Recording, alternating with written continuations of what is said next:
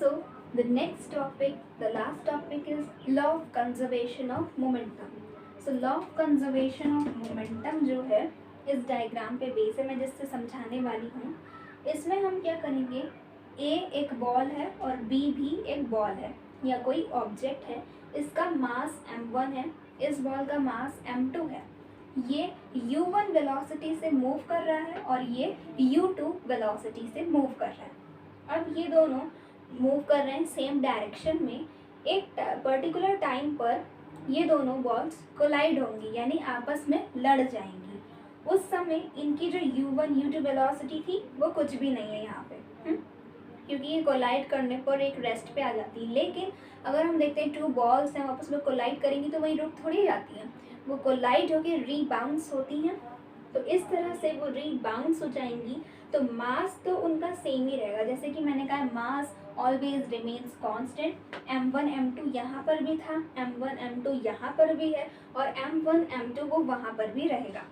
But जो velocity है वो u1 u2 थी इनिशियल वेलोसिटी, यहाँ पे कोई वेलोसिटी नहीं, क्योंकि वो एक टाइम के लिए रुक गए थे। उसके बाद जब वो रीबाउंस करेंगे तो उनकी वेलोसिटी चेंज हो जाएगी, v1 and v2।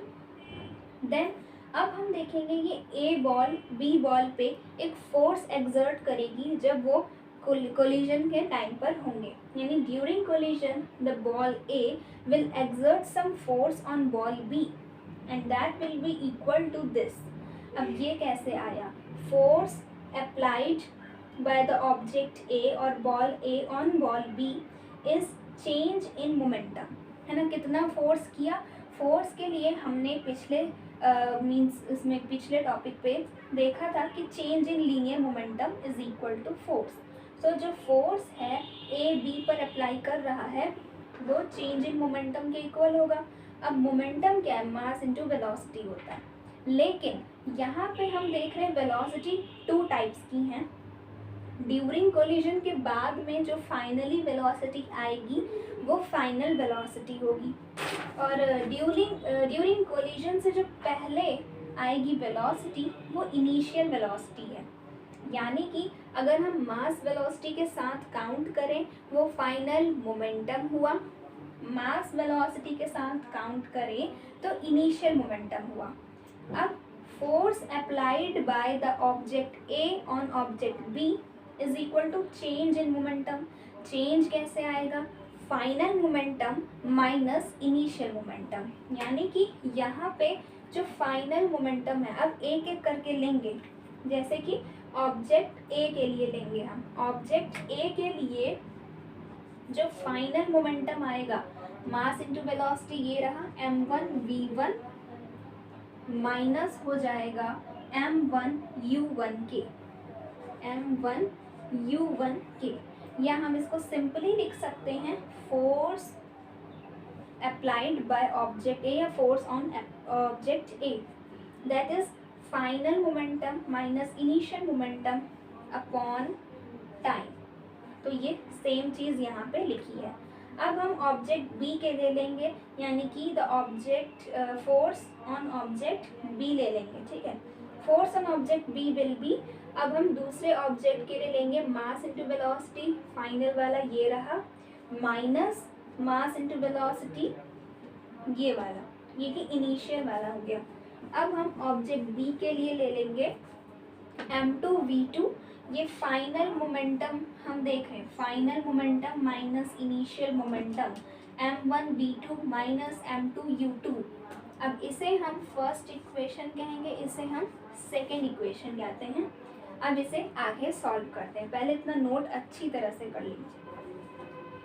Then next अब हम देखते हैं, अब हमें इस डायग्राम का काम नहीं, हमने डायग्राम से समझ लिया कि ये पहले बॉल सेपरेट थी, वेलोसिटी से मूव कर रही थी, कोलाइड हुई, कोलाइड होने पर इनकी कोई वेलोसिटी थी नहीं, लेकिन आफ्टर कोलिजन इनकी वेलोसिटी u1 से v1 हो गई, u2 से v2 हो गई, यानी कि चेंज हो गई।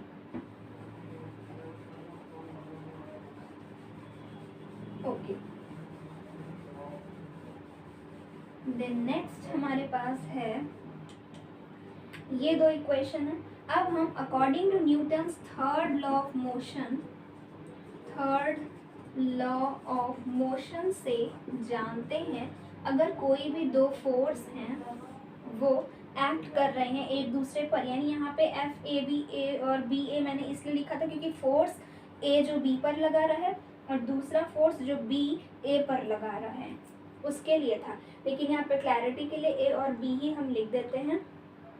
सो action is equal to minus of reaction.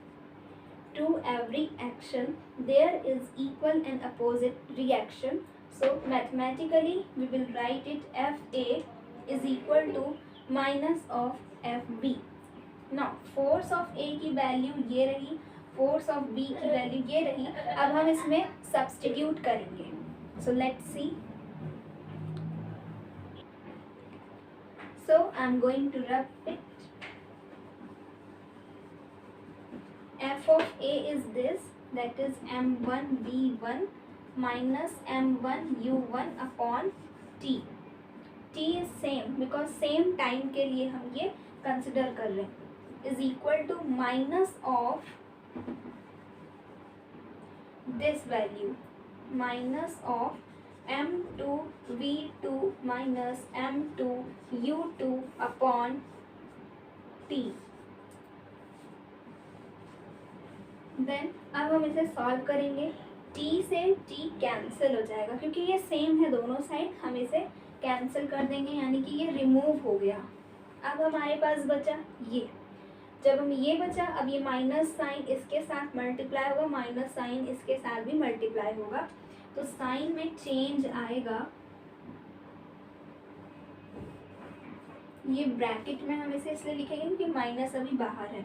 m1 v1 minus m1 u1 is equal to minus of m2 v2 plus m2 u2 means ये माइनस साइन के साथ मल्टीप्लाई हो जाएगा, इट विल बिकम पॉजिटिव। ये है। अब हम इसमें करेंगे m1 v1 जो है और m2 v2, यानी ये जो v टर्म वाले कंसेप्ट दिखाई दे रहे हैं इन्हें हम एक तरफ ले आएंगे और ये जो u वाले दिख रहे हैं उनको उधर एक तरफ ले जाएंगे। ठीक है, तो इससे क्या होगा m1 v1 ये इधर आ जाएगा तो प्लस m2 v2 ये मिला, दैट इज इक्वल टू ये सेम यहीं पर है m2 u2। अब ये u ही वाला टर्म उधर आ जाएगा तो यहाँ पे ये माइनस में था उस तरफ जाएगा तो पॉजिटिव बन जाएगा, that means plus m1 u1। So this is the final equation, that is law of conservation of momentum. अब इस इक्वेशन से हमें क्या पता चलता है कि मास अलग अलग हैं, ठीक है। वेलोसिटी हम कंसिडर करेंगे, ये आफ्टर कोलिजन वाली थी, और यहाँ पर m1 m2 दो मास अलग हैं, लेकिन u1 u2 देखेंगे ये वेलोसिटी इनिशियल वाली थी। तो यानी कि कोई भी ऑब्जेक्ट कोलाइड करता है तो कोलाइड करने से पहले और कोलाइड करने के बाद उसका मोमेंटम सेम रहता है। This is final momentum is equal to initial momentum और initial momentum is equal to final momentum before and after the collision. So this is law of conservation of momentum. So note it down clearly, and this box you don't have to make these boxes.